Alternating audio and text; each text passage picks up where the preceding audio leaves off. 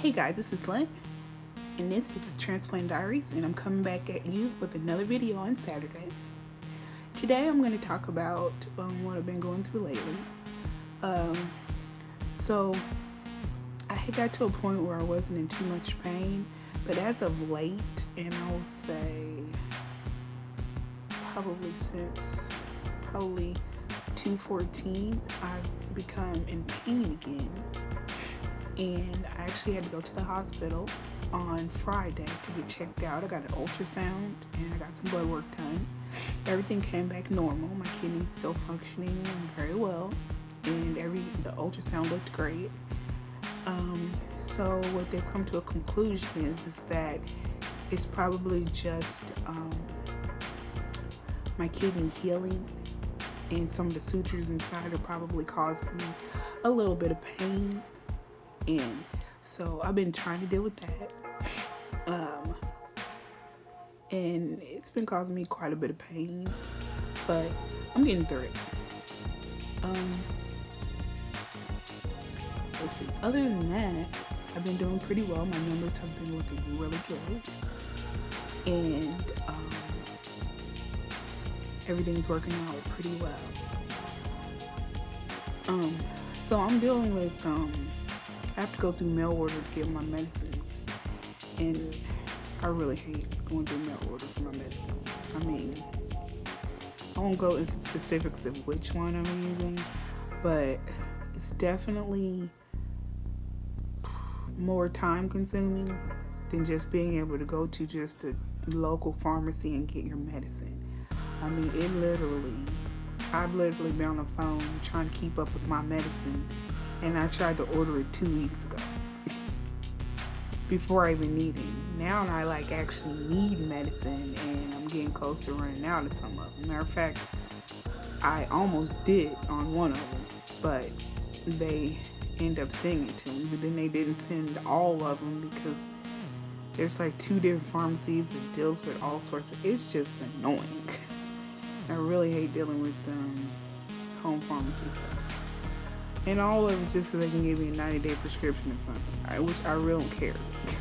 As long as I can get my medicine every 30 days, I can go to the pharmacy and pick it up, then I'm absolutely fine with that. And I will be switching once my insurance and everything kicks in better. I'm just having some issues with insurance right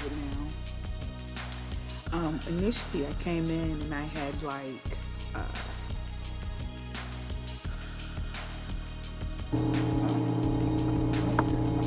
okay.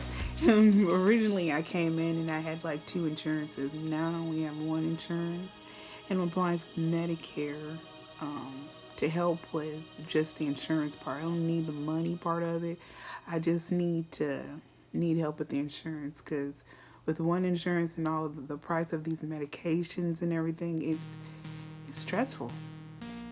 And that's a little bit I want to talk to you about today. Is the medication is very expensive. I'm on a medication called Prograf, and it's a couple thousand per prescription. and I mean, if you get the generic, it doesn't cost as much, and I think it's probably more covered under the insurance. But at the very first of this, they wanted me to have the brand name, and it sucked. But yeah, so since I only have 1 insurance, I just been getting bill after bill. I've been getting hit with all sorts of bills, and it's crazy, and all the bills kind of scare you. You think about it before transplant, when you're on dialysis and whatnot. And dialysis costs a lot of money too. But a lot of times people were on Medicare during dialysis. I wasn't, because I was double covered. So everything just seemed to work right for me. But I just recently lost the other coverage, like I said, and it's rough. So I'm waiting on them to approve me for the Medicare, and it's taking forever. And it's been a while since I applied for it, but things are just crazy, and concerns with that kind of thing. So, I mean, that's something to consider when you're getting a transplant, which I know everybody wants one, and I absolutely wanted one, no problem. But the medications can can be costly. And if you don't have insurance, there ain't no way. You've got to have insurance. You got to have some sort of insurance to help you out, because it's crazy.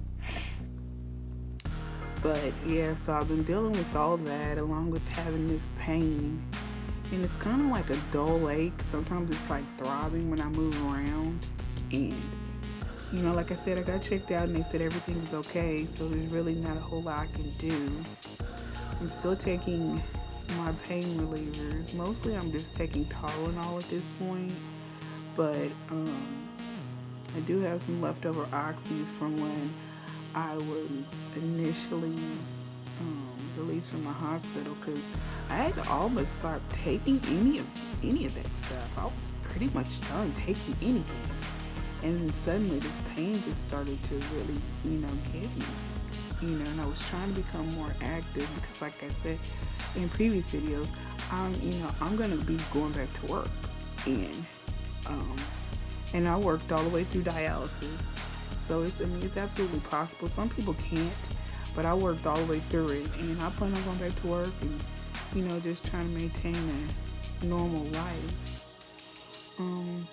We could also talk about that too, is dialysis and work is feasible for some people, and in my case it actually was. My job worked with me to make sure that I was off in time to get to dialysis. I even had my schedule modified to such that I came in a little bit earlier so that when it was time for me to go to dialysis I could just leave. And I was blessed in that way that my job worked with me. But some people aren't. Sometimes you just have jobs that I absolutely can't do it. It's just not feasible for you to be able to do that job on dialysis. It's just too much on you. For me, I basically had a sit-down job that I had to stand up sometimes, and I didn't even do the stand-up part after a while. I just sat down, and so, it really worked out for me in that way, and I was very blessed to have an employer that was working with me. But things can get real difficult when you're trying to deal with your job and in this chronic disease, because at the end of the day, chronic kidney disease doesn't have a cure. So you're basically looking at a fix, or a treatment option when you get a transplant. And while it's it's a good treatment, it absolutely is not a cure. So you have to look at it like that.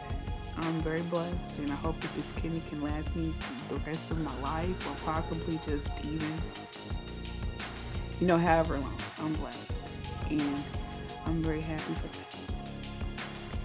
So, I think that's all I got, guys.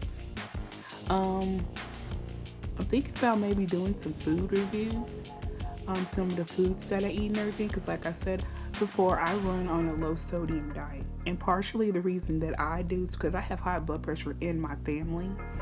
And, I just make sure that I keep that nice and low, just to help my kidney not to have to deal with that. And it's tough because you want to go out and eat with your friends and do stuff. And it's hard because you can't, or you got to really cut your portion down and you're not even full because you can't eat that freaking huge hamburger with cheese and stuff on it. I don't even eat cheese. I go to Subway. Subway's probably my restaurant of choice, and it's still pretty high, but I will deal with that in the next video. My next video that I'll post, I will talk about the foods that I eat, and I think that'll be a good topic. It'll be helpful for someone probably that comes across after they've had a transplant, the food that they eat. I could also deal with dialysis foods too. I used to make more foods for that as well. So anyway, I appreciate you coming by.